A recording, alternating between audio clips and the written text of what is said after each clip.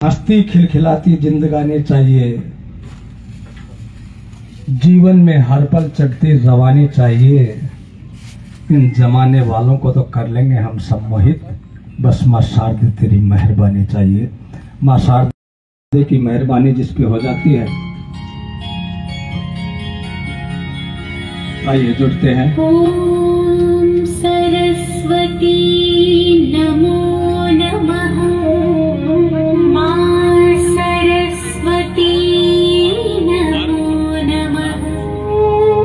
ज्ञान की देवी नमो नमः। हंस वाहिनी नमो नमः।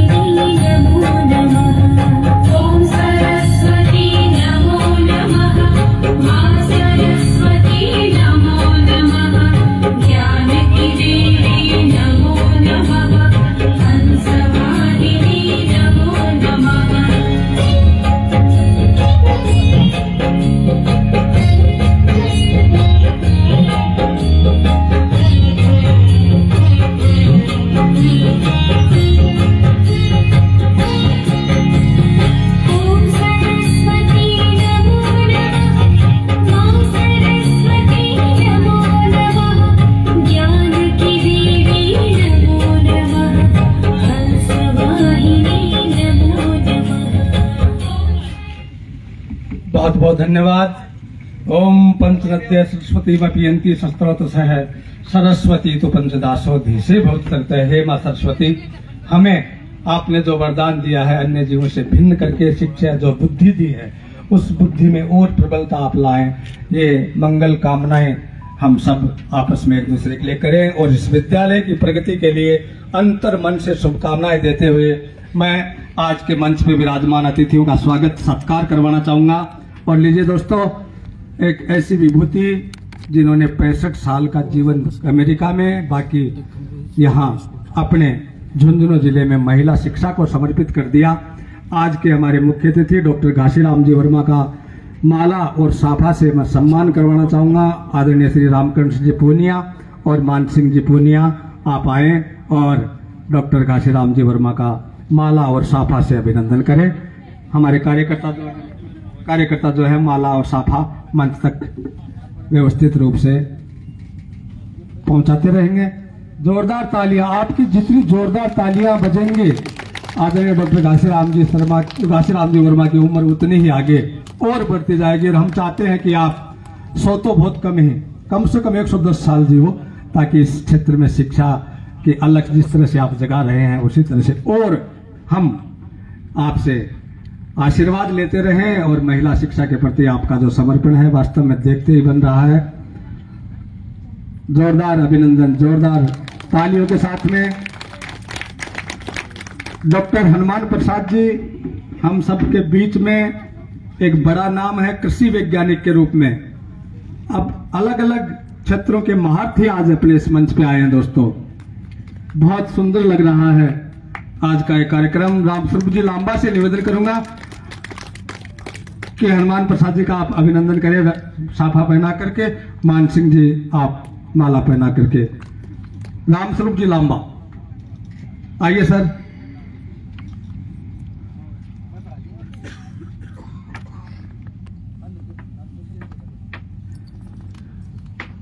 मंच पर श्रीमान धीर सिंह जी धावाई, जो कि एक अपने आप में अलग मुकाम रखते हैं। छोटी सी उम्र में एक बड़ा नाम मोटिवेशनल गुरु के रूप में आपने किया है। साथ में सहायक आचार्य के रूप में मैं प्रदीप जी पूनिया और जयप्रकाश जी भामोर से निवेदन करूंगा सर आए और धीर सिंह जी का अभिनंदन करें। माला साफा ये माला पहना करके धीर सिंह जी धाबाई हमारे मुकुंदगढ़ बालिका कॉलेज में आप रहे, एक अच्छा व्यक्तित्व है और उससे भी शानदार आपका उद्बोधन होता है। आज अपन लाभान्वित होंगे। जोरदार तालियां, जोरदार अभिनंदन। रीजनल मैनेजर BRK भी आदरणीय सज्जन जी सिहाग हमारे बीच है। मैं ईश्वर सिंह जी पूनिया और प्रदीप जी पूनिया तथा महिपाल जी CA से निवेदन करूंगा सिहाग साहब का अभिनंदन करने के लिए आ जाए सर। ईश्वर सिंह जी पूनिया, प्रदीप जी पूनिया और महिपाल जी CA। आइए, हमारे लिए गौरव की बात है कि हमारे समाज के लोग इतने बड़े पदों पर पहुंचते हैं, समाज को दिशा देते हैं और समाज के लिए बहुत कुछ करते हैं। ऐसे लोगों का आज मंच पर उपस्थित होना ही अपने आप में बड़ी बात है और जब हम इनका सम्मान कर देंगे तो और बड़ी बात है हमारे लिए। जोरदार तालियां, जोरदार अभिनंदन। शिक्षा विभाग में अधिकारी हमारे ADPC आदरणीय कमलेश जी तेतरवाल का अभिनंदन मैं अमित कुमार जी बराला और संदीप जी पूनिया से निवेदन करूंगा सर दौड़ के आए और हमारे अपने शिक्षा विभाग के एक उत्कृष्ट अधिकारी के रूप में स्टेट लेवल पर आपको सम्मान मिल चुका है और इसीलिए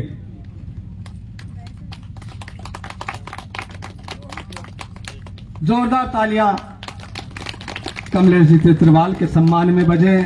हमारे अपने अमित जी बराला और संदीप जी पूनिया कर रहे हैं।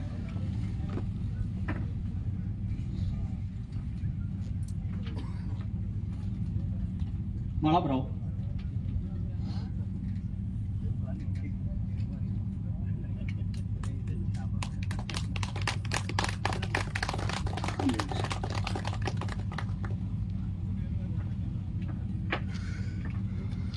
बहुत बहुत धन्यवाद सर।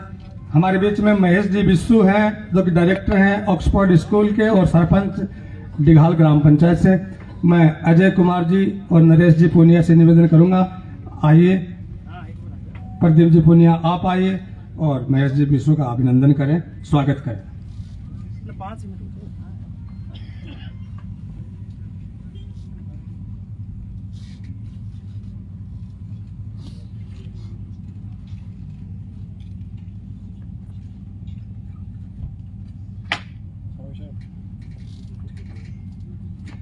समाज सेवी हमारे बीच में अजय जी चाहर, जोरदार तालियां अजय जी के लिए बजाएं।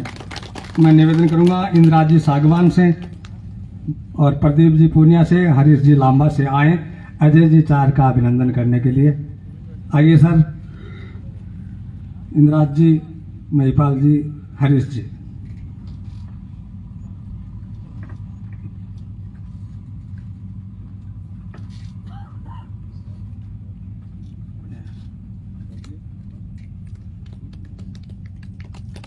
महेश जी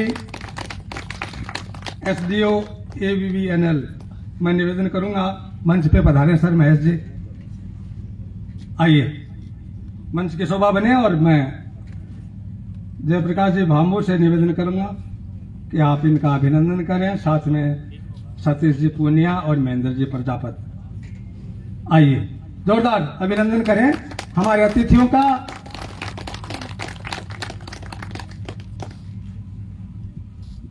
मंच पर देश के महान कवि राजकुमार राज विराजमान हैं। मैं प्रदीप जी पूनिया से निवेदन करूंगा कि राज भाई का भी आप सम्मान करें। आइए सर, प्रदीप जी।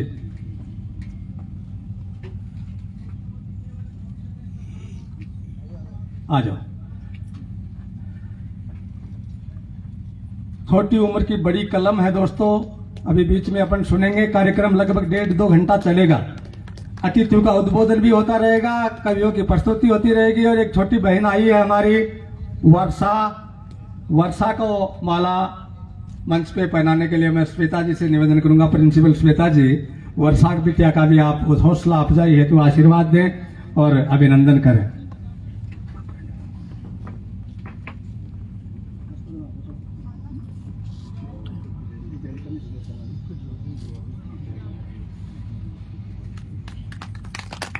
जोरदार तालियां।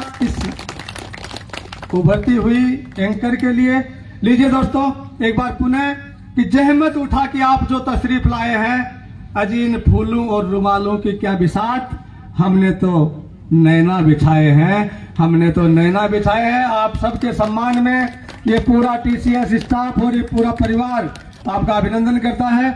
और इस स्वागत की बेला में मैं वेलकम स्पीच के लिए प्रिंसिपल मैम आदरणीय स्मिता जी को आमंत्रित करता हूं।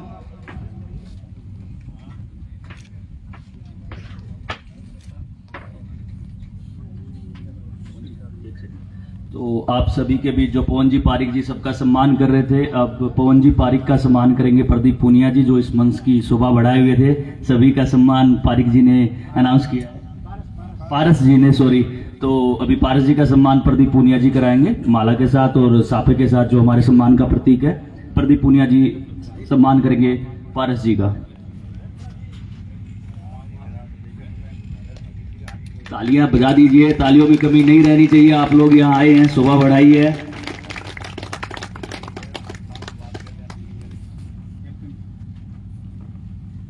लीजिए, आमंत्रित करता हूं मैं श्वेता जी को इस संस्था के उद्घाटन अवसर पर वेलकम स्पीच के लिए। आइए मैम।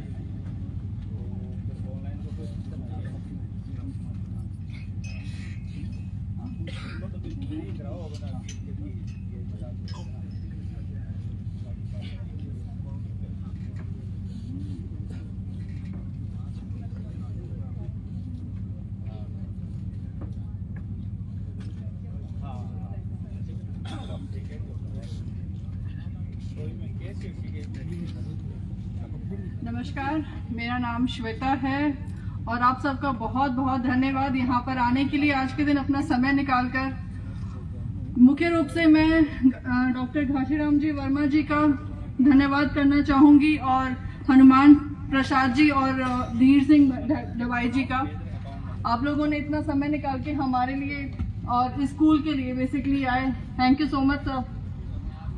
और ज़्यादा समय मैं लूँगी नहीं और कोशिश करेंगे कि आप लोगों जितना आपकी एक्सपेक्टेशंस हैं, जितना आप चाहते हैं आपके बच्चों को, उससे बेहतर हम शिक्षा प्रदान कर सकें। इतना ही कहना चाहूंगी। Thank you so much. Thank you. Thank you ma'am.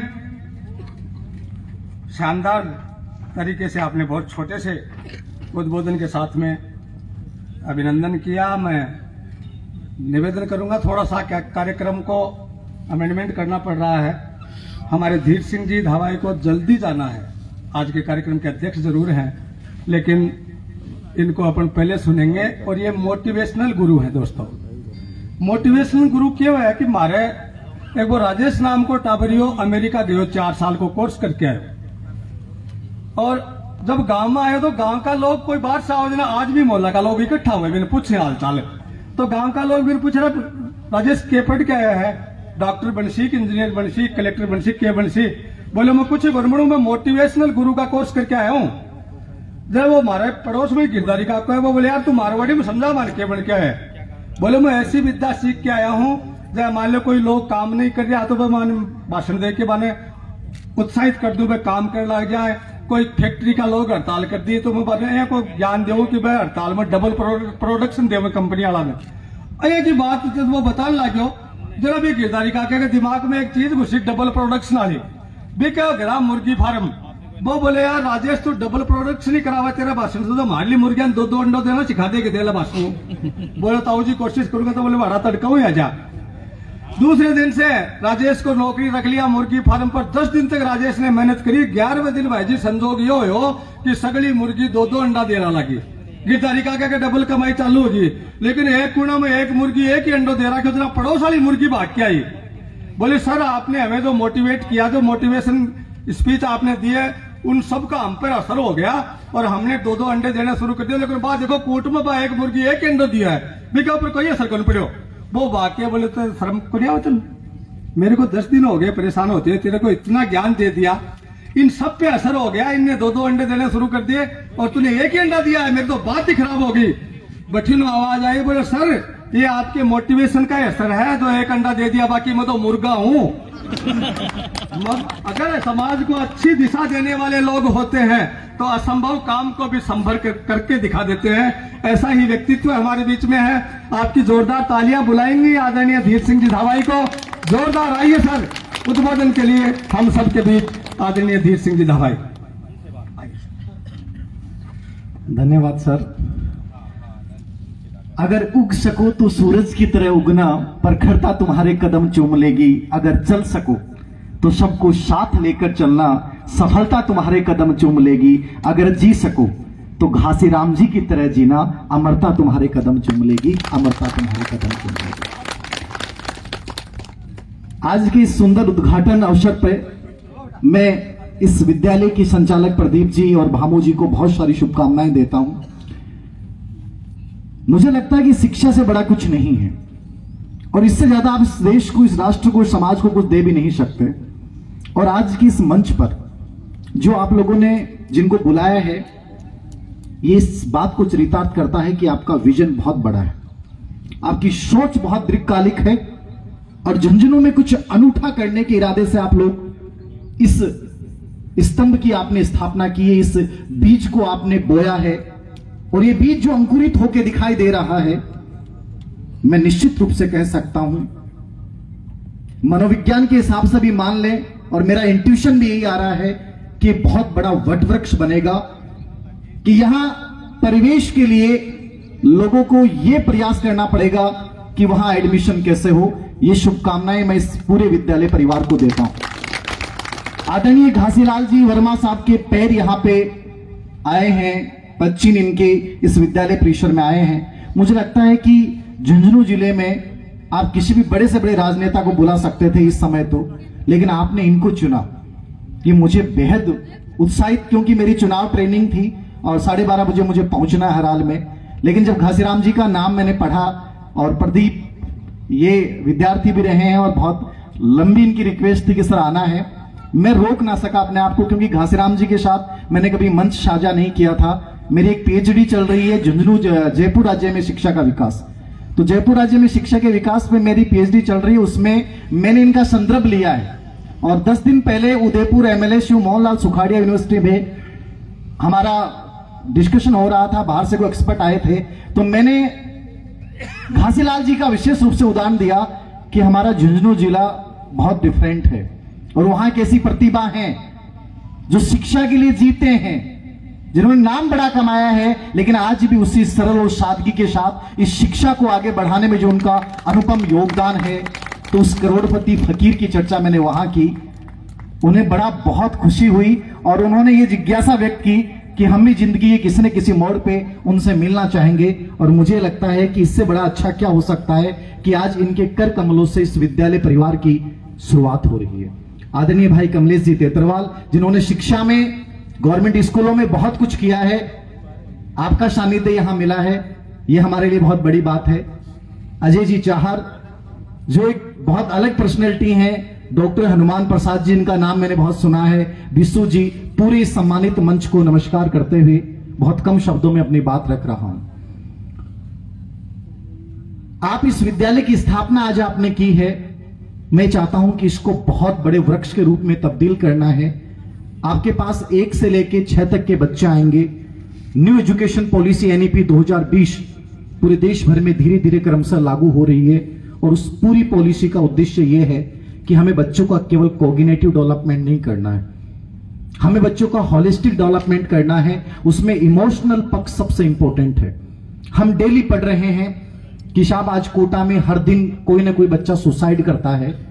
क्या भारत की भूमि इतनी कमजोर हो गई, यहां के संस्कार इतने कमजोर हो गए, माओ का दूध इतना कमजोर हो गया कि आज के बच्चे कायर होकर अपनी जिंदगी से भाग रहे हैं? क्या वास्तव में हम उन्हें एजुकेशन दे रहे हैं या उनको हम रोबोट बना रहे हैं?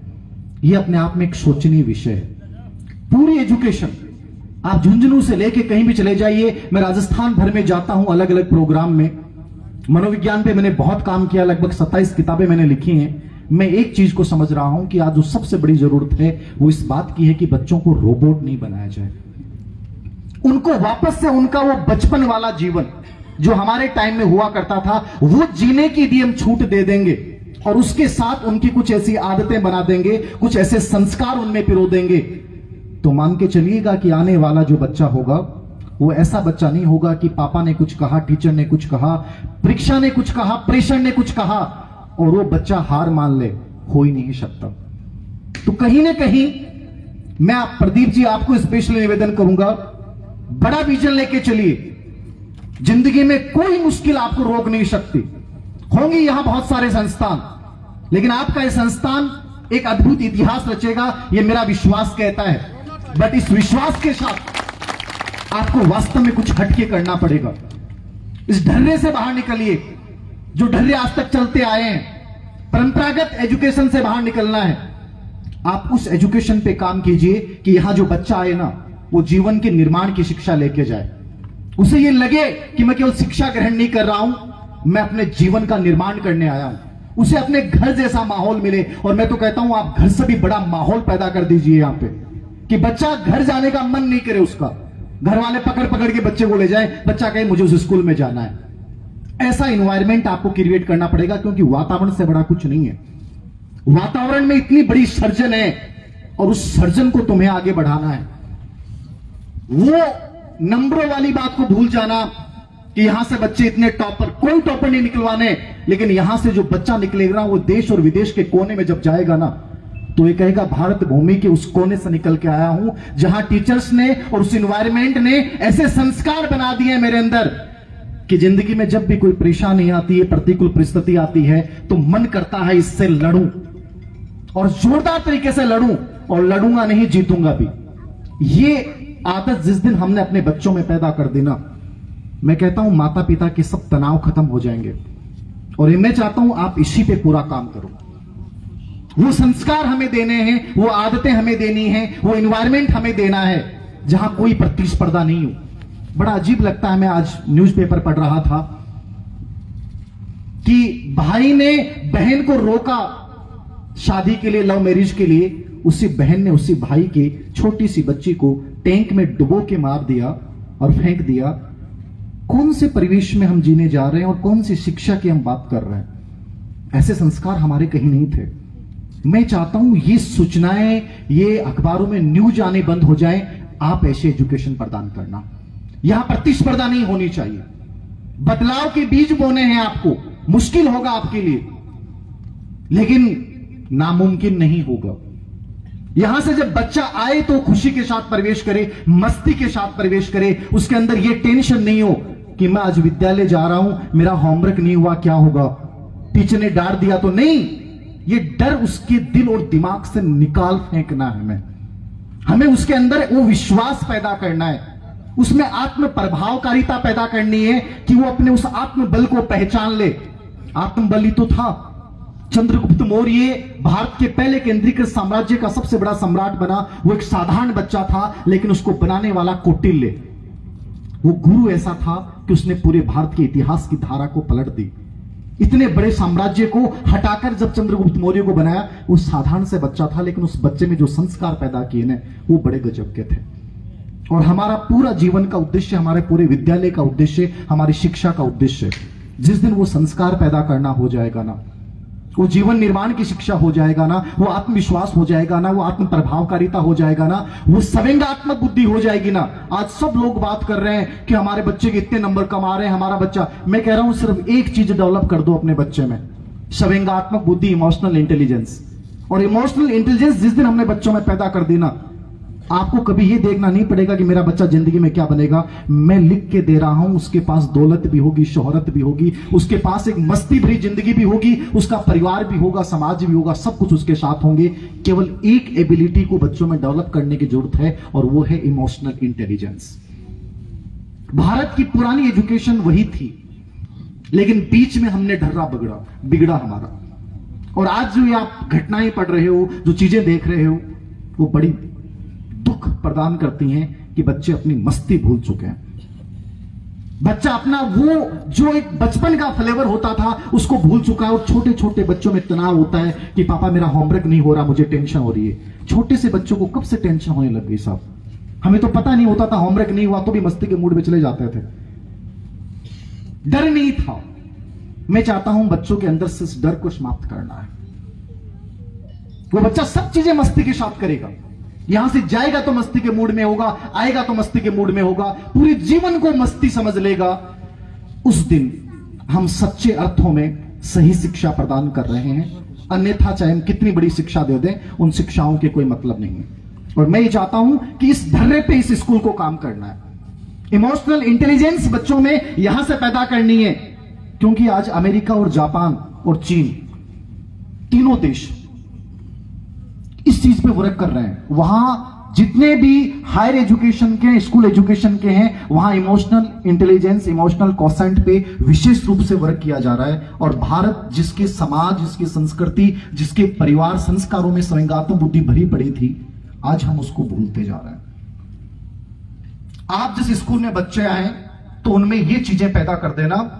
मैं दावे के साथ कह रहा हूं, झुंझुनू के कोने कोने का बच्चा यदि यहां नहीं आए तो मुझे बताना, क्योंकि उसके पेरेंट्स को पहली बार फील होगा कि मेरा बच्चा स्कूल नहीं जा रहा, मेरा बच्चा स्कूल नहीं जा रहा, मेरा बच्चा जीवन का निर्माण करने जा रहा है। ये जीवन निर्माण वाले पथ पे आप लोगों को चलना है।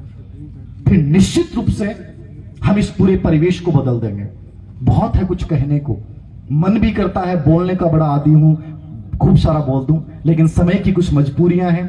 मेरी आज की कुछ चुनावी ट्रेनिंग की वजह से कुछ मजबूरियां हैं। मैं बहुत बहुत धन्यवाद देता हूं कि मुझे यहां आने का मौका मिला और ऐसे परम सम्माननीय महानुभावों के साथ मंच साझा करने का मौका मिला। ये मेरे जीवन का बड़ा सौभाग्यशाली पल है। अंतिम शब्दों के साथ मैं अपनी बात को समाप्त करते हुए इस पूरे विद्यालय परिवार को बड़े उज्जवल भविष्य की शुभकामना के साथ, आओ मिलकर बैठे, भूले आपसी मतभेदों को, ये सारा देश हमारा है, आमंत्रण दे गुलजारों को, एक दूसरे के हिंदुस्तानी होने पे गर्व करो, हम शामिल करें अनजानों को, साथ साथ बैठकर अरदास करें मां भारती के चरणों को।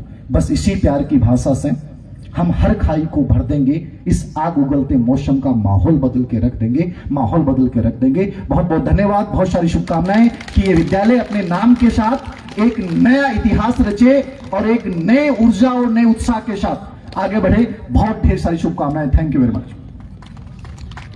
Many thanks sir. मैं वास्तव में आपने जो उद्बोधन दिया है, निश्चित रूप से इसको आत्मसात करेंगे और निवेदन करना चाहता हूं इस पूरे इस विद्यालय के प्रबंधक मंडल को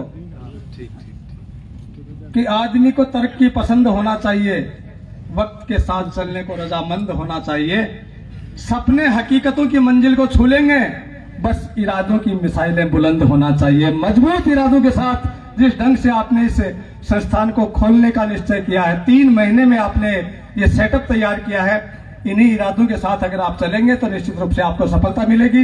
लीजिए, धाबाई सर जा रहे हैं, हालांकि मंच थोड़ा सा खाली खाली सा हमें लगेगा, लेकिन मैं प्रदीप जी और अजय जी से निवेदन करूंगा सर, मोमेंटो भेंट करके इस अपने टीसीएस की यादें हमेशा आपके जहन में बनी रहें, इसीलिए ये स्मृति चिन्ह आपको समर्पित कर रहे हैं। आप इस संस्था से जुड़े रहें, इन्हीं मनोकामनाओं के साथ जब भी मौका मिले आप मार्गदर्शन करने के लिए यहाँ पे आते रहें। लगभग 1-1.5 घंटे तक इस कार्यक्रम का अपन आनंद लेंगे दोस्तों। मंच पे विराजमान विभूतियों को सुनेंगे। बीच बीच में आपका मनोरंजन करने के लिए बिटिया वर्षा और राजकुमार राज आए हैं। तो मैं, क्योंकि मुझे बताया गया है आदरणीय प्रदीप जी और जयप्रकाश जी द्वारा कि आप इसी तरीके से इस कार्यक्रम को आगे बढ़ाएंगे, तो लीजिए मैं आगे का 10 मिनट का समय भाई राजकुमार राज के लिए निर्धारित करता हूं। एक वो कवि जिसने पिलानी में जन्म जरूर लिया, लेकिन पूरी दुनिया में राजकुमार राज की कविताएं गूंजती है, करोड़ों व्यूवर्स इनके वीडियोस देखते हैं। एक बार जोरदार तालियां राजकुमार राज के लिए बजाते हैं। आसान नहीं कविता लिखना, जरा पूछो इन फनकारों से, आसान नहीं कविता लिखना, जरा पूछो इन फनकारों से, ये तो लोहा काट रहे हैं कागज की तलवारों से, ये तो लोहा काट रहे हैं कागज की तलवारों से। आइए राजकुमार राज। बहुत धन्यवाद भाई साहब। एक बार पुनः आप सबकी पावन उपस्थिति को प्रणाम करता हूं। नहीं ठीक,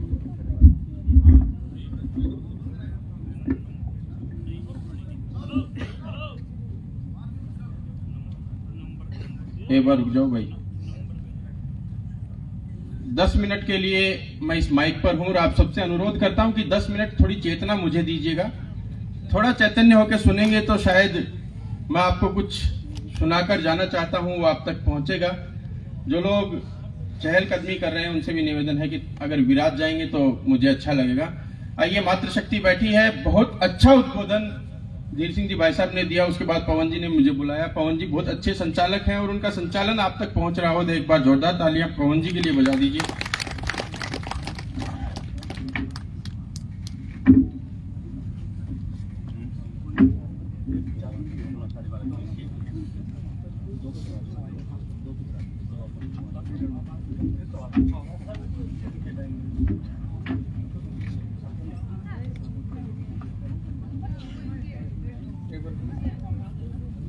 सॉरी, राज भाई को अपन थोड़ा बाद में सुनेंगे। रिबन काट कर विधिवत रूप से उद्घाटन टीसीएस का करने जा रहे हैं हमारे आज के मुख्य अतिथिगण। ये दोस्तों एक रस्म है, हालांकि पूजा पाठ के साथ में सारा काम बहुत विधि विधान से हो चुका था प्रवेश का, लेकिन अब एक रस्म होती है, आप जानते हैं। उस रस्म की अदायगी होने जा रही है। हमारे कुछ मेहमान ठीक 12 बजे अभिजीत मुहूर्त जो होता है, ठीक 12 बजे अमित जी अतिथि से फीता कटवा करके उसके बाद उनको चेयर पे बिठा करके तुरंत आप वापस यहाँ पे ले आएंगे। उसके बाद धीरे धीरे करके ये कार्यक्रम परवान चढ़ेगा। लोग अभी आ रहे हैं, क्योंकि 11:15 को टाइम दिया था, मैं 12:15 बजे तक आऊंगा। 1 घंटा तो लेट आपा चल रहा है यहाँ। तो ये कार्यक्रम जोरदार तरीके से शानदार उद्घाटन के साथ पुनः शुरू होगा। मंच पर आदरणीय डॉक्टर घासीराम जी वर्मा। उम्र का तकाजा जरूर है, लेकिन आप लोगों की सबकी उपस्थिति अपने आप में एक बड़ी बात है।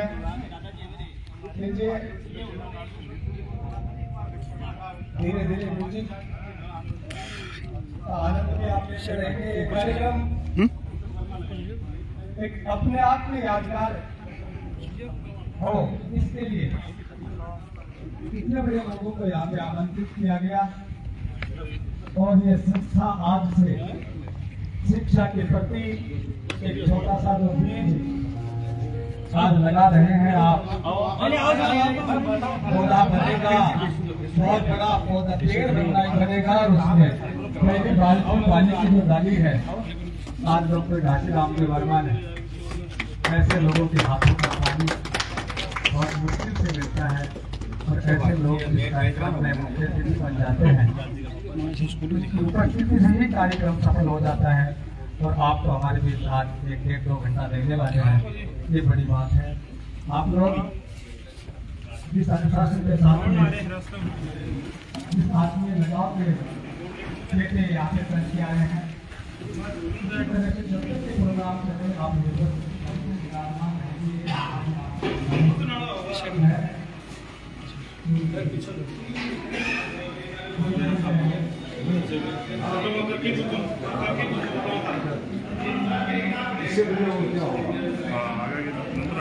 नीचे की रूम दिखाता हूँ, फिर निकल जाए।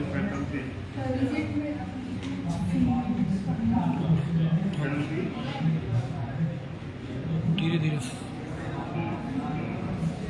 बड़े भी पर फोकस करो।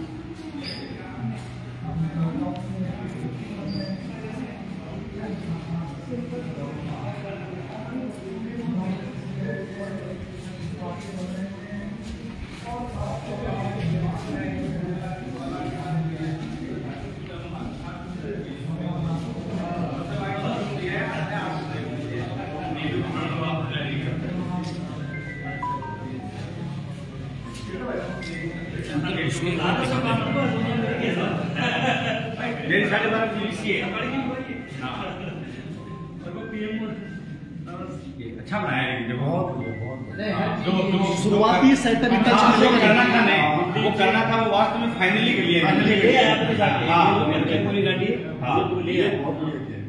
नहीं तो शुरुआत में एक तो डंको कमरी लाते हैं, चीज तो लाते ही नहीं, मतलब क्या लोग रिस्क नहीं लेना चाहते।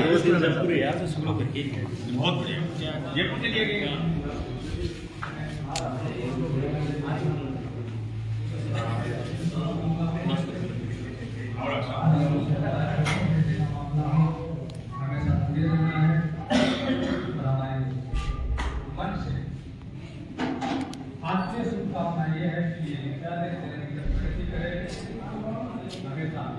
आगे बढ़े यहाँ पे जो शिक्षा दी जाएगी संस्कार युक्त केंद्रीय पाठ्यक्रम के तहत ये विद्यालय चलेगा।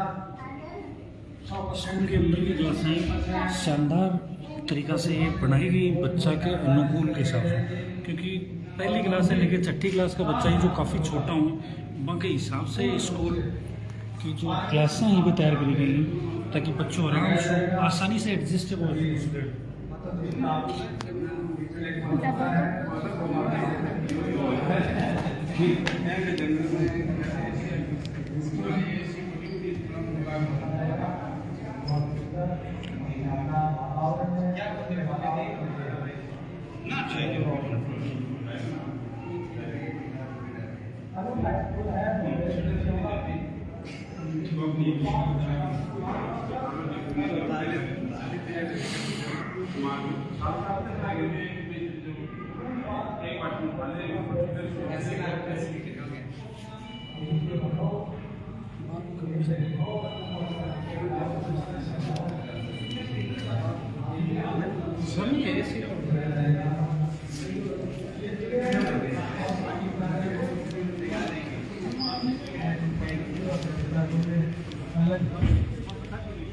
सोच के साथ में इस विद्यालय को स्थापित किया है। अच्छी सोच है।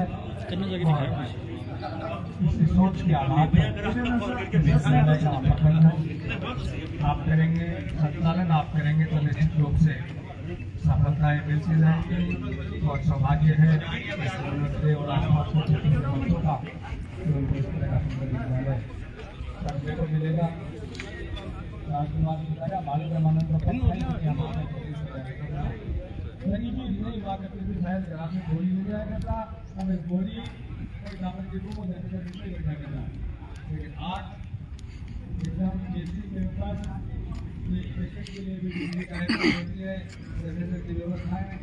सब कुछ अपडेट होता है। ऐसे माहौल में जो बच्चा पढ़ता है अगर उसको सही दिशा दी जाती है तो वास्तव में होना है एक शानदार और शानदार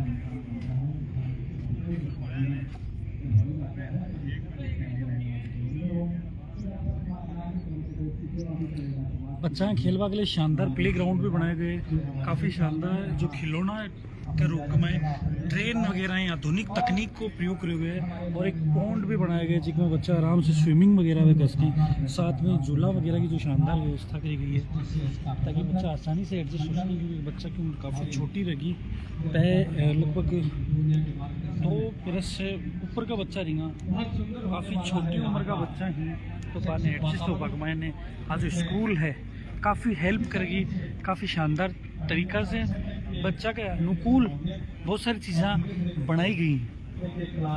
वीडियो ध्यान शेयर करना है।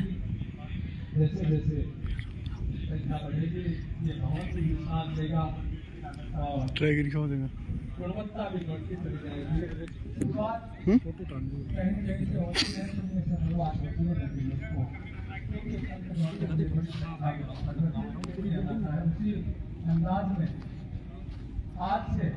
काफ़ी शानदार स्कूल की बिल्डिंग है, आवरण दिख रही है और एक मैंने बच्चा के जो क्लासरूम मैं घर तक दिखाने की कोशिश करी है। काफ़ी अच्छा तरीका से बच्चा के अनुकूल सारी चीज़ें करी गई हैं।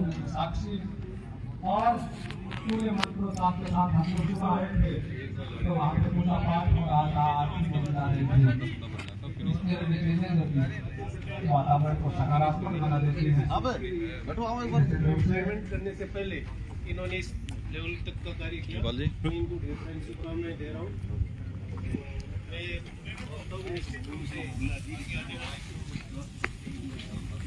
भाई अजय जी हमारे बीच आए हैं, सिंगर है अच्छे और उन्होंने अपना सेंटर सेट कर लिया है। आपकी भी प्रस्तुति होगी, जोरदार कार्यक्रम आज का ये होगा। सतरंगी कार्यक्रम भाई जी आज हो जाएगा। ये बड़े लोगों का उद्बोधन, कविताओं का दौर चलेगा, हास्य का दौर भी चलेगा और संगीत और गीत का दौर भी चलेगा। तो ये बीच बीच में आप लोगों का मैं बता रहा था, सम्मिश्रण किसी भी कार्यक्रम में होता है तो वो कार्यक्रम सुंदर हो जाता है, रोचक हो जाता है। आ जाओ भाई लोगों, फोटो अपना करवाते रहेंगे। समय, क्योंकि अतिथि हमारे जो आए हैं बहुत महनीय हैं, इनका समय एक एक मिनट कीमती है। हम सबको इनके समय की कीमत को समझे, अपने आप के समय की कीमत को भी हम समझेंगे, क्योंकि कहा है कि वक्त को जिसने न समझा, वक्त को जिसने न समझा उसको तो मिटना पड़ा है, बच गया होगा तलवार से पर फूल से कटना पड़ा है। समय की कीमत जिसने पहचान ली वो आगे बढ़ गया, समय को जिसने बर्बाद कर दिया, जब समय की मार पड़ती है तो समय उसी को बर्बाद कर देता। हम अपने आप को अपडेट कर लें और आ जाएं मंच के सामने। प्रदीप जी सर आ जाए, ले करके सभी पूरे हमारे साथियों को, स्टाफ मेंबर्स जो भी मैनेजमेंट के सदस्य हैं वो सभी आ जाएं। और राज भाई नाश्ता चल रहा है, राज भाई ये नाश्ता चल रहा है, नाश्ते के बीच में ही कविता पाठ अगर हो जाएगा तो, नाश्ते के बीच में कविता से ज्यादा संगीत का। आदरणीय अनवर अली खान साहब हमारे बीच पहुंचे हैं, मैं आमंत्रित करता हूं मंच पे पधारे अनवर जी।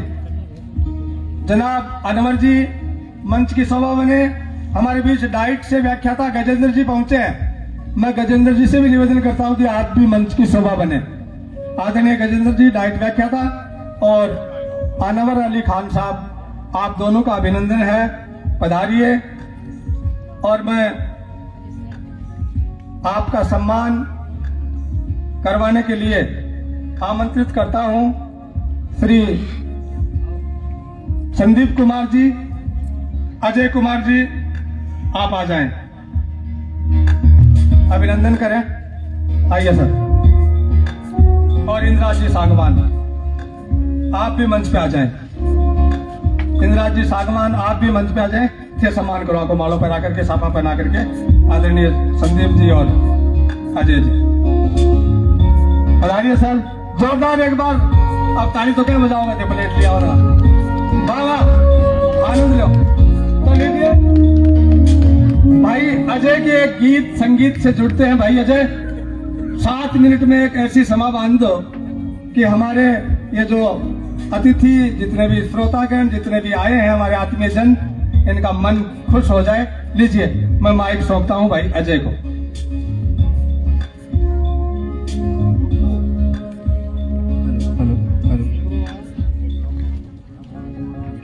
हेलो हेलो हेलो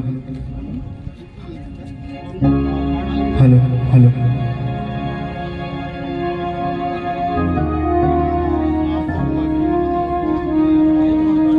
अभी जो भी प्रस्तुति देने जा रहा हूँ मैं, उससे पहले एक सरस्वती मंत्र का उच्चारण करना चाहूंगा मैं।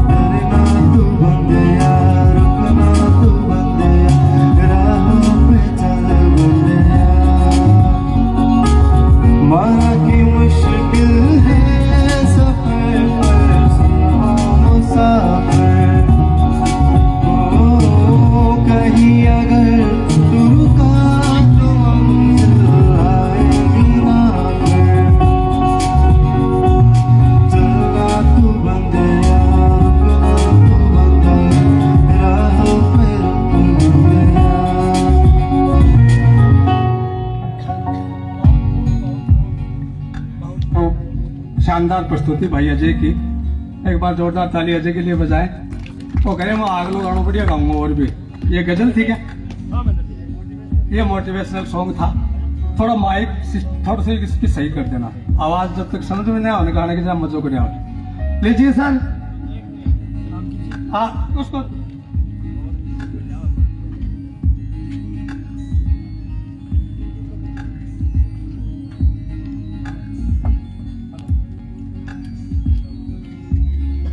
अब आपके सामने मैं निवेदन करूंगा। आज के मुख्य अतिथि उद्बोधन देने जा रहे हैं, हाँ, डॉक्टर घाशीराम जी वर्मा, जिनके लिए मैं 2 ही लाइन कहूंगा कि मेरा चलन जमाने से निराला है, मेरा चलन जमाने से निराला है, मैंने तो हर गम को खुशियों में ढाला है। अरे लोग डरते हैं जिन हादसों से, मुझे तो उन्हीं हादसों ने पाला है। ऐसा व्यक्तित्व जो कठिनाई से निकल करके उस मुकाम तक पहुंचा और गणितज्ञ के रूप में पूरे विश्व में अपनी छाप छोड़ी। अमेरिका में जाकर के 65 साल तक यूनिवर्सिटी में सेवा दे करके अपने जिले में, अपने गृह जिले में महिला शिक्षा को बढ़ावा देने वाला व्यक्तित्व आज भी अपनी पेंशन को लुटा देता है शिक्षा के लिए। अरबपति फकीर के रूप में आप एक अलग मुकाम हासिल कर चुके हैं। बहुत ही अभिनंदन के साथ, बहुत ही सम्मान के साथ मैं आदरणीय डॉक्टर घाशीराम जी वर्मा को आपसे मुखातिब करवा रहा हूं। दोस्तों एक बार ताली बजा दीजिए कि ऐसे लोग बहुत कम सुनने को मिलते हैं। आज दर्शन हो गए साक्षात। लीजिए।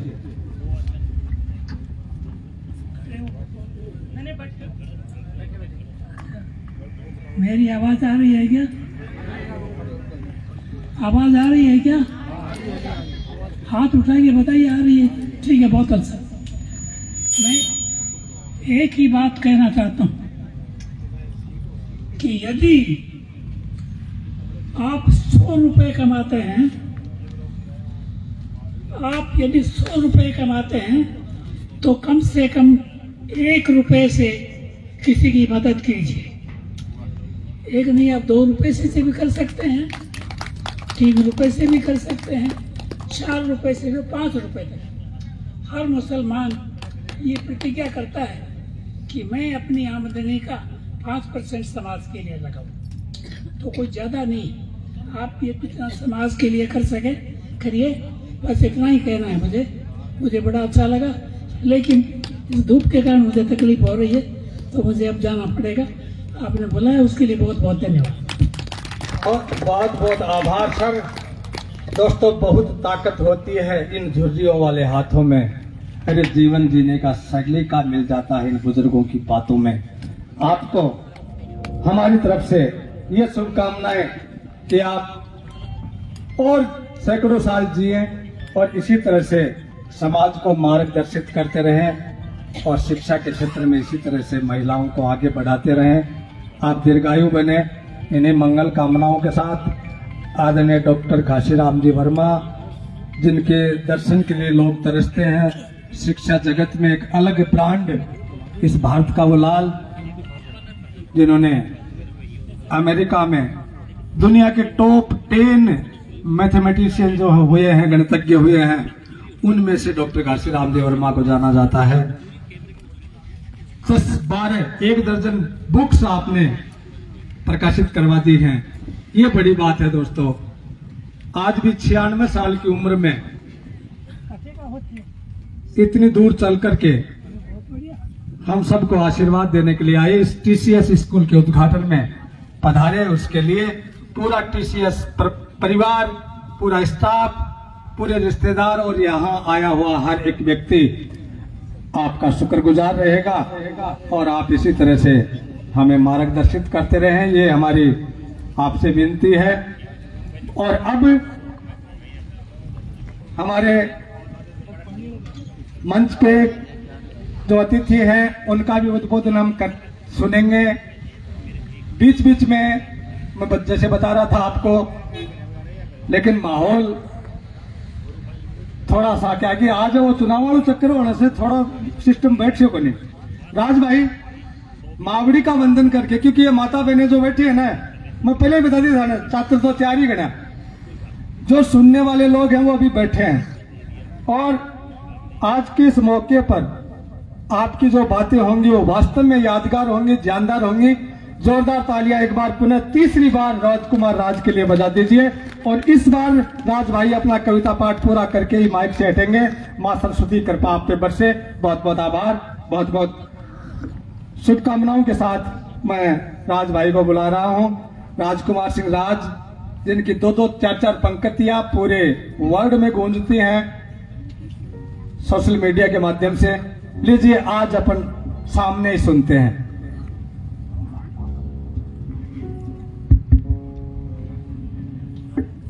एक बार पुनः आप सबकी पावन उपस्थिति को प्रणाम करता हूं। अब जो लोग मेरे सामने बैठे हैं और जो लोग विद्यालय परिसर में हैं अंदर, उनसे अनुरोध है कि वो भी पंडाल में आ जाएं। एक कुछ ही समय का कार्यक्रम शेष है और वो बहुत विशेष है, आप लोग सब उसका आनंद लेंगे। तो एक बार पुनः अनुरोध करता हूं कि सब लोग जो मेरी आवाज सुन रहे हैं वो पंडाल में आकर विराजमान हो जाएं। और अगर आपको लगता है कि मैं अपनी बातें कहूं तो एक बार तालियां बजाकर मुझे आदेशित कीजिए कि ऐसा लगना चाहिए कि ये कार्यक्रम उद्घाटन समारोह जैसा होना चाहिए। इस उत्सव को महोत्सव हम बनाएंगे। अब प्रदीप जी और जितना मैनेजमेंट स्टाफ है, जयप्रकाश जी, सब निवेदन है कि आप भी विराजो। आओ।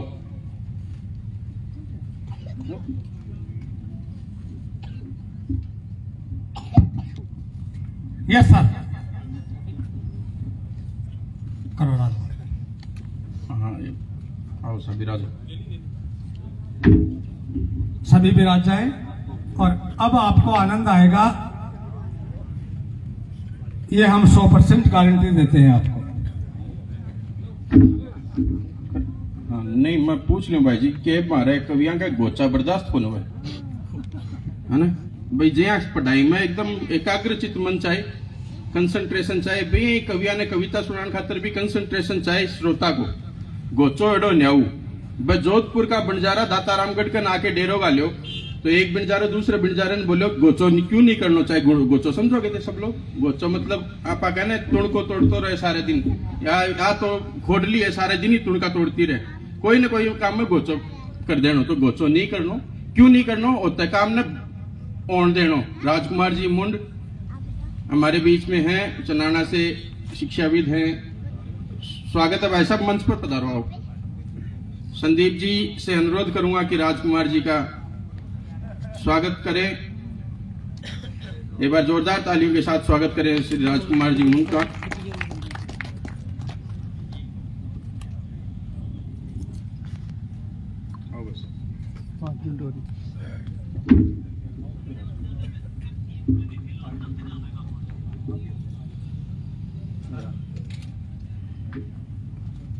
संदीप जी एक बार भाई साहब को स्वागत कर दो।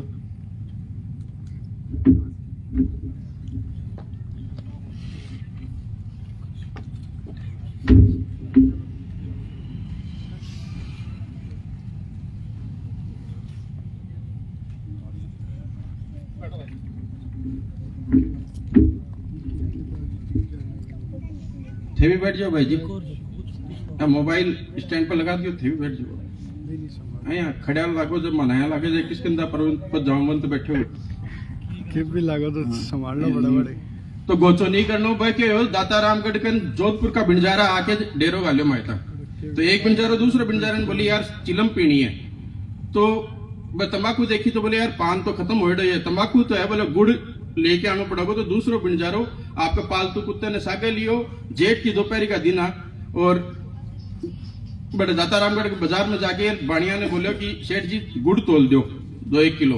अब वो गर्मी की टाइम जेठ की तावड़ी पड़े तो गुड़ पिघलेड़ा गुड़ न जाए गेरा पूरा कोई उड़ के गोचो आके तुणको आके गोचो आके भी गुड़ पर पड़े तो बस सेठ जी बिना आंगली उठाए चिटकारी के साथ छोड़ दियो, वो दीवार के जाके चिपक गयो। गोचो क्यों नहीं करना तो समझियो बात ने। वो दीवार का जाके लागे तो बठे छिपकली देखे गुड़ लागे तो गोचो बस छिपकली भी गोचे का नहीं गई बठे सेठ जी की बिल्ली ही बस देखी। अरे आज तो शिकार दिन में ही वह बिल्ली कूद के पड़ी छिपकली का नहीं, तो कुत्तो सोचो बंजारा होगी बिल्ली तेरे का नहीं आ रही है, वो पड़े टूट के की का नहीं बिल्ली का नहीं। ऐसा काम की का चक्कर में होया गोचे के चक्कर में। अब वह दोनों बिल्ली कुत्ता लड़ रहे हैं सेठ जी की दुकान में, एकदम दमाद चौकड़ी, तेल का कनस्तर, घी का पिप्पा, सब मटिया मेट। अब वह सेठ जी ने आई झाड़ पर उठाए बाट और कुत्ता को नारियल पधार दियो। की के चक्कर में, गोचे के चक्कर में। अब देखो कि कुत्ता ने मारी तो वो बिंजारो लठार वो सेठ जी के सिर में दी। की के चक्कर में। अब इतनी देर में लड़ाई लुड़ी होने लगी। बठिन को कुत्तो मूर्छित, तो वो बाहर डेरा का नहीं गयो। बठिन देखो बिंजारा की कुत्तो मूर्छित है, एकलो है, बिंजारो आयो को नहीं, कोई ना कोई अणु नहीं, कोई ना कोई दुर्घटना हुई है। तो वह सारा आपका बर्छी वाला लेके आ गया। अठीन सारा दाता रामगढ़ का बाणिया, सारा आपका तराजूर बाट ताखड़ी सब ले आ गया। अठीन दोनों हम लड़ाई होने लगी। अठीन कोई भाग गयो दाता रामगढ़ के गढ़ में जाके बोले ठाकरा के मूछा का ताव लगा रहा कि थारे गांव के बाणिया ने जोधपुर आयडा बिंजारा कूट रहे है। ठाकरा दियो आदेश, बोले सेना जाओ, कोई बिंजारो बाकी नहीं रहना चाहिए। आदमी मर गया 1300। की के चक्कर में, कौन सा का चक्कर में? तो गोचो नहीं करना भाई जी। हाँ, एक एक बारी लेनी है प्लेट भी। हाँ, तो अब पवन जी बहुत बढ़िया संचालन कर रहे हैं अभी तक, और अब हाँ आगे भी करी सी। पवन जी बहुत कलाकार आदमी है। माने एक बार 2-1 साल पहले राजस्थान दिवस का कवि सम्मेलन में जानो दिल्ली, तो विज्ञान भवन में दिन को कार्यक्रम जाए। आज दिन को कार्यक्रम पे, दिन को कार्यक्रम अभी 30 मार्च से नाम आनी है, 2 साल पूरी हो जाएगी राजस्थान दिवस आओगे। तो मन बोले राज भाई दिल्ली जाने की व्यवस्था है। मैं बोले भाई जी आया करो थे, मेरे कल पिलानी आ जाओ, पिलानी आप लोहारू चल चलांगा, रात में बढ़िया ट्रेन पकड़ के सुबह पहुंच जाऊंगा आप दिल्ली। बोले ठीक है। अब अमेरिकन आ गया, मैं चल गया लोहारू। रात में 11 बजे बीकानेर दिल्ली ट्रेन आई, तो एकदम भीड़ भरी पड़ी। क्यों होलिया के दिना राजस्थान दिवस आवे, तो होलिया की छुट्टियां वगैरह चल रही ही भी हिसाब से, तो वह एकदम लबालब छकाछक भरेड़ी ट्रेन। मैं बोले भाई जी तो पग टेकने जगह बनी। बोले नाम मेरा पवन पारस है, राजस्थान सरकार को मास्टर हूँ और देश को बहुत बड़ो कवि हूँ। अटक से लेके कटक, कश्मीर से लेके कन्याकुमारी, केठा कट्ठे कट्ठे में कवि सम्मेलन कराया। मन ध्यान है सीट के यहाँ मिला करे, बेल्ट काटे और डब्बे में फेंके, बोले सांप सांप सांप, सारो डब्बो खाली। मैं चादर फटका रही है, स्वयं आयता जहाँ डब्बो मारे बाप को है। सुबह पहली आवाज आई, बोले चाय चाय चाय। बोला खड़े हो देख राज भाई दिल्ली आ गई। मैं बा खिड़की उठाई, खिड़की उठाता ही पसीना आ गया मेरे को। सामने मंडेड़ो दिखो राजकुमार जी भाई साहब, कार्यालय स्टेशन प्रबंधक लोहारू जंक्शन। मैं बोले भाई जी तो लोहारू ही है। बोले भैया करे कि यार ट्रेन सारी रात ही खड़ी रहेगी तो यहाँ बूझ या दिल्ली है। मैं बोले ना भाई जी लोहारू है। तो बोले कोई ने पूछ तो सरी। मैं भी चाय आड़े भाई ने पूछ ली, मैं भाई ठावर है। बोले की भाई जी, बोले यो स्टेशन कौन सो है। बोले यार भाई जी कहे की बात करो, पढ़ा लिखा कौन के, देख लो लोहारू है। मैं बोले यार ट्रेन गई कौन के। बोले ट्रेन तो गई पर रात में यही डब्बा में सांप बढ़ गया, तो इन्हें अठी छोड़ गया।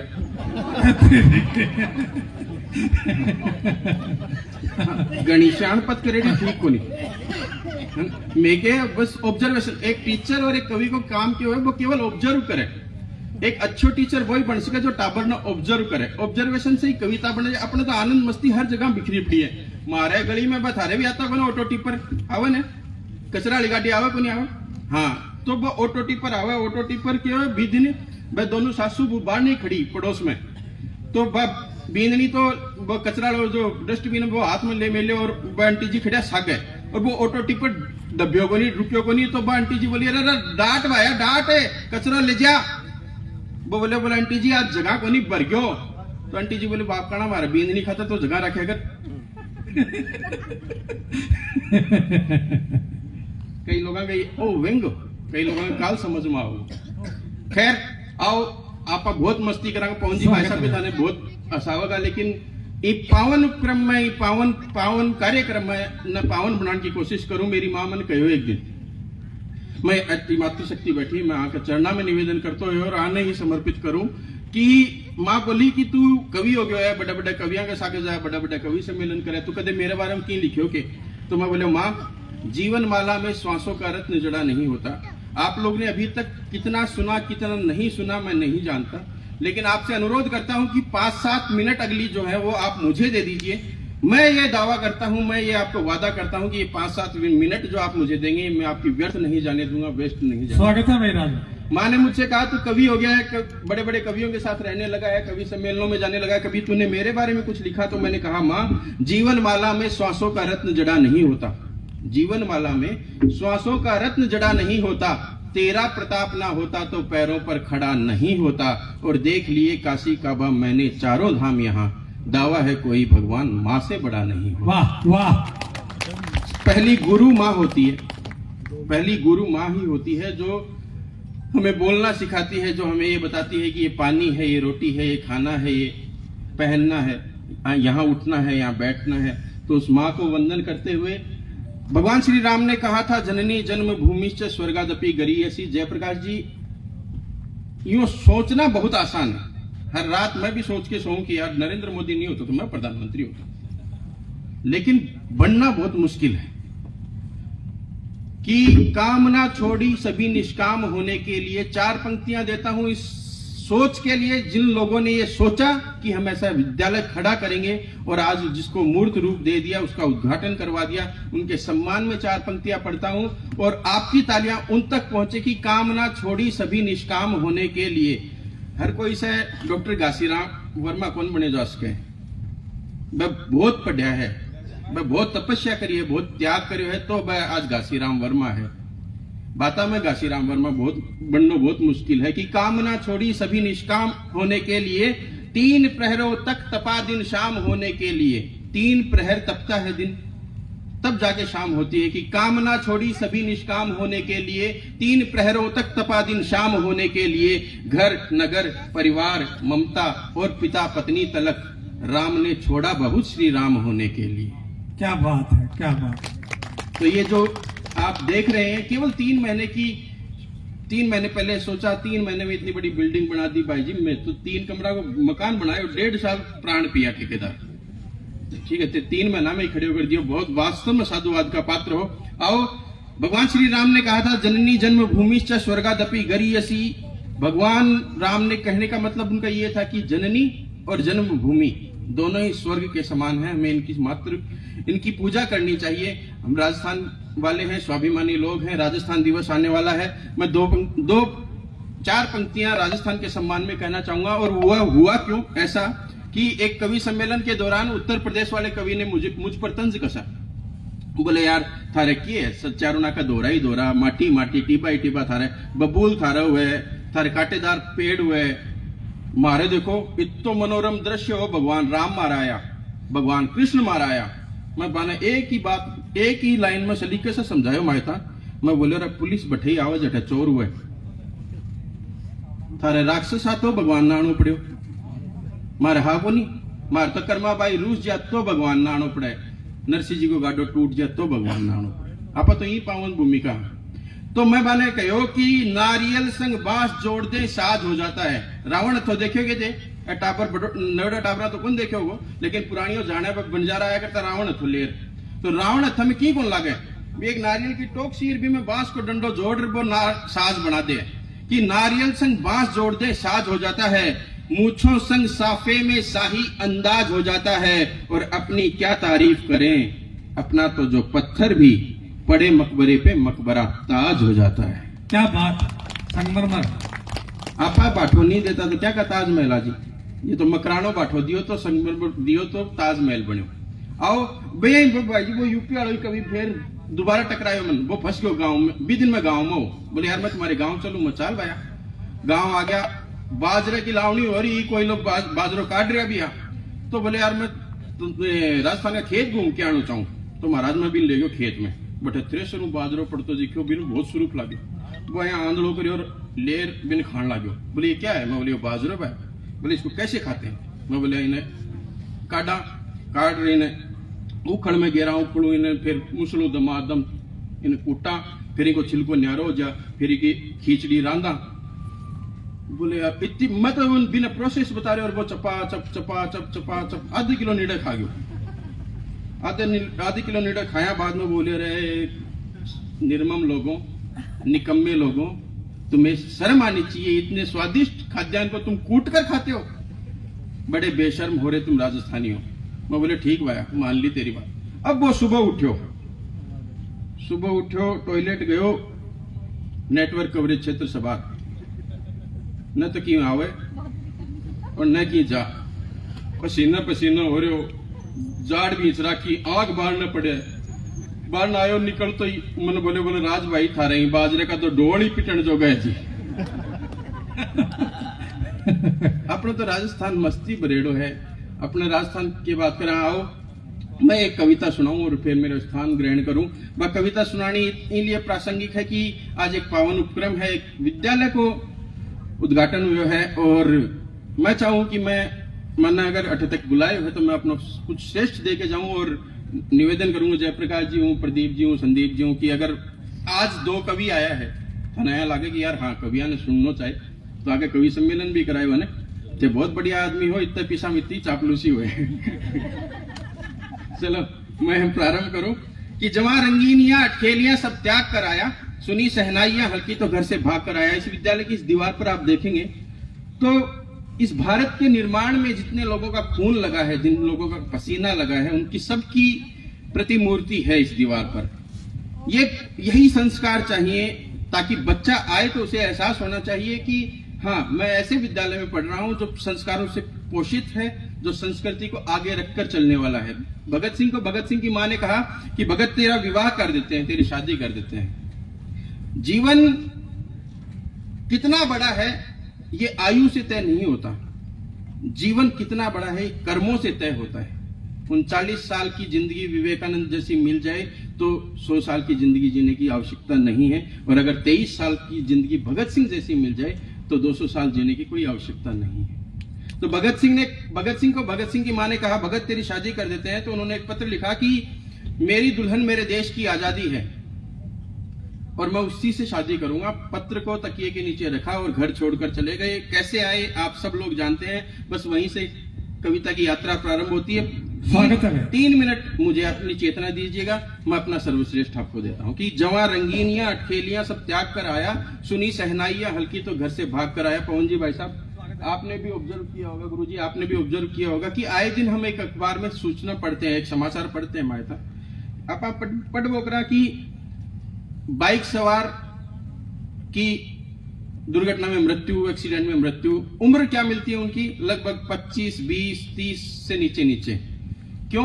क्योंकि उनको जोश रहता है जवानी का। मैं पिलानी में, मैं साबू कॉलेज के पास मेरा प्रतिष्ठान था, मैं वहां ऑब्जर्व करता था कि जो मोटरसाइकिल 20 की स्पीड से आ रही होती थी, सामने से जैसे ही लड़कियों की छुट्टी होती थी सब अपने आप को जॉन अब्राहम समझने लगते, 120, 180 इम्प्रेस करने के लिए। जवान छोरा आ ध्यान को नहीं कि ए भाई गेल से आई गए कि ये गेल सको है, बेवकूफ है। क्यों? क्योंकि अगर कोई आदमी खुद का ध्यान नहीं रख सकता वो किसी दूसरे का ध्यान क्या रखेगा।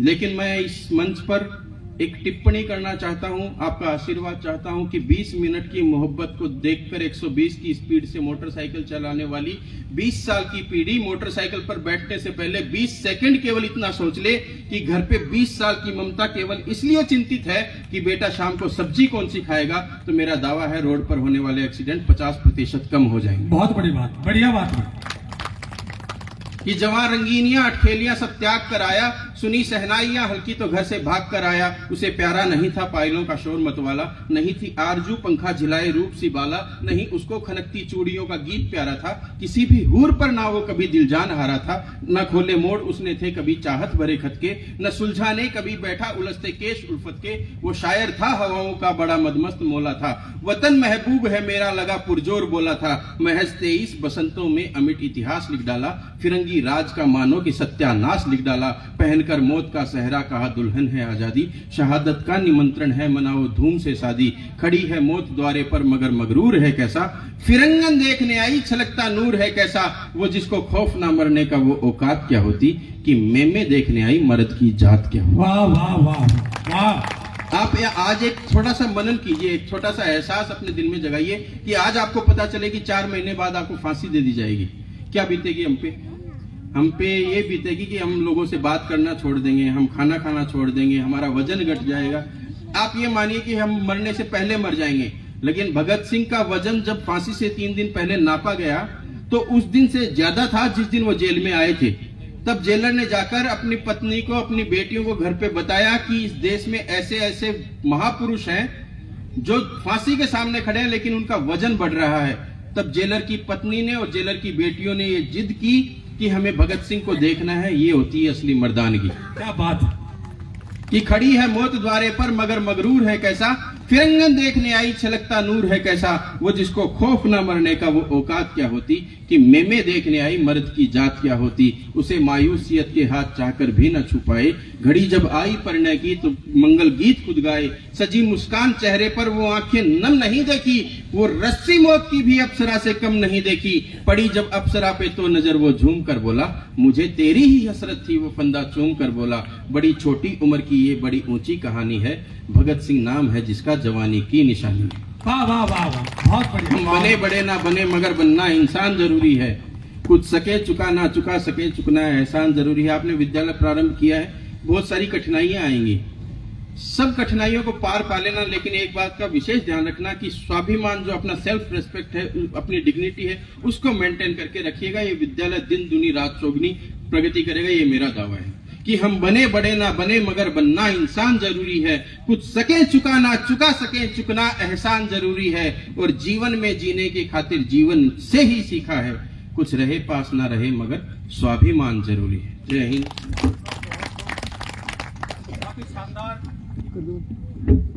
बहुत ही शानदार बातें अपनी कविताओं के माध्यम से अगर राजकुमार सिंह राज की आपको पसंद आई हो तो एक बार जोरदार तालियां भाई राज के लिए बजाएं। आदरणीय आप सभी बहुत